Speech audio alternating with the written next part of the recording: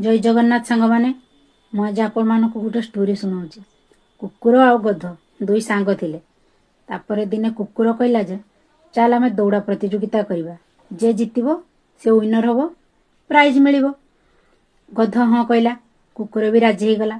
कुकुर भाविला मु तो स्पीडी दौड़े, गध तो दौड़ी पारे, तो मु ही जितमी।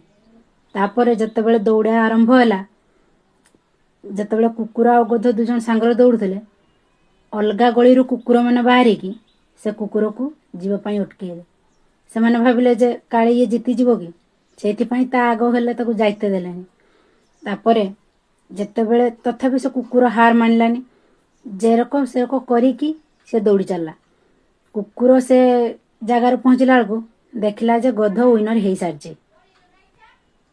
तो यू आम कौन शिखिले जे जितेबले जड़े लोक पादे पादे आग को बढ़ाए ना, ता निज लोक माने ही ताको जीवा पाई दियंती आग को। ठीक ना।